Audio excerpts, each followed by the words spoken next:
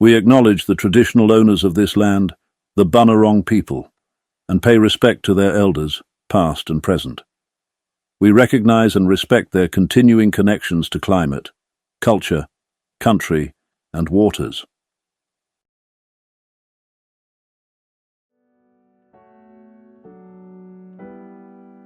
Laurel Lodge has a long and fascinating history.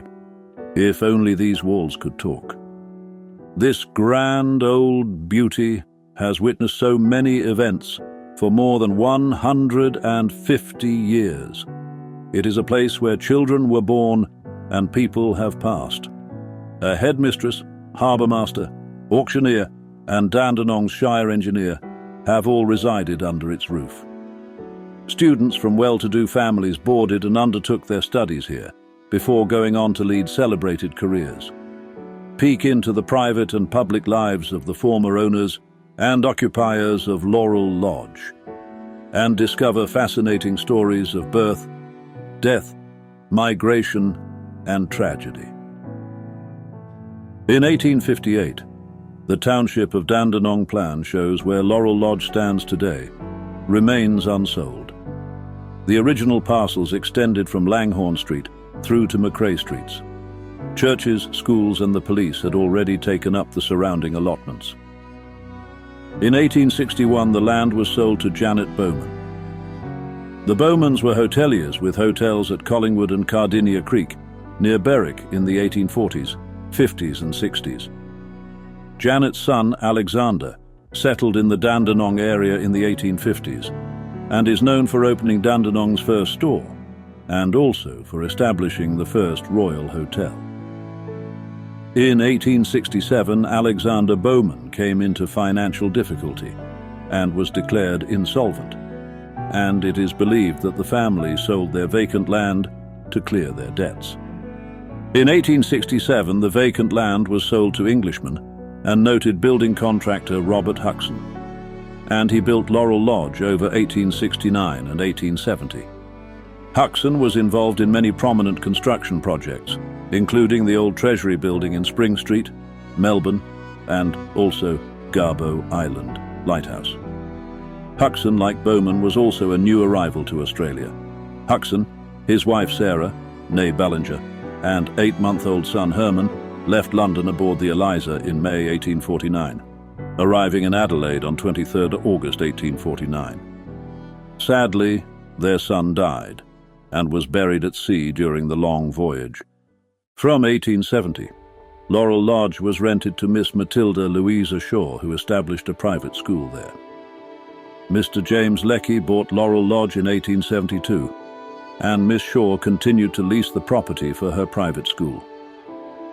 Born in Derbyshire, England, Matilda Shaw was 16 when she arrived in Australia with her parents and siblings in 1857. Miss Shaw is thought to have worked as a governess to the influential Keys family at Keysborough. The Laurel Lodge School was considered one of the leading private schools of the colony. 2 female teachers were employed, and the household had several servants to assist. All boarded in the rooms of Laurel Lodge. The school had some well-known students, including world-renowned actor and theatrical producer Oscar Ashe. Following the passing of James Leckie, in 1884, Laurel Lodge was advertised for sale by local auctioneer Joseph Clark. The house was purchased by public vaccinator for the Dandenong region, Dr. Henry Ogle Moore, for £800 in that same year. Dr. Moore resided at the property with his wife Jane and 4 children. It is rumoured that one of their children was responsible for scratching their signature, the letters A. Moore, in one of the upstairs bedroom window panes. Incredibly, the child's signature can still be viewed today.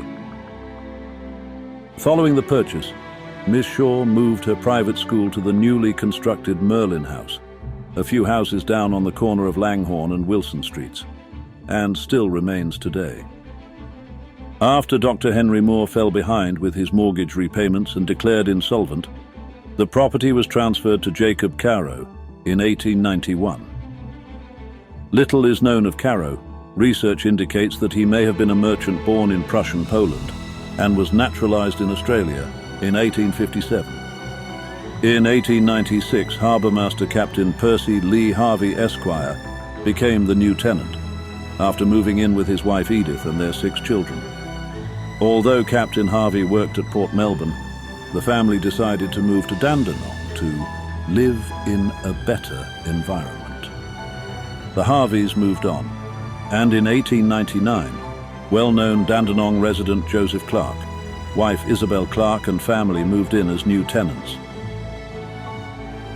Clark knew the property as he had previously sold it in 1884 on behalf of the executors of James Lecky. Born in Nottinghamshire, England, Clark was described as an active member in all matters pertaining to the welfare of Dandenong and the district. Joseph Clark renovated and extended the building, and being fond of horticulture, he created a beautiful garden of choice flowers in which he took great pride. Joseph and his daughter Alice were keen gardeners. He won prizes for his cut flowers, and she was remembered for her potted orchids.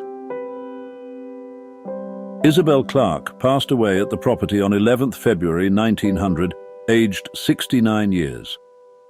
In 1902, Clark purchased the property. Clark sadly passed away suddenly at Mount Macedon in 1912. The flag at Dandenong Town Hall was flown at half-mast out of respect for the popular community member.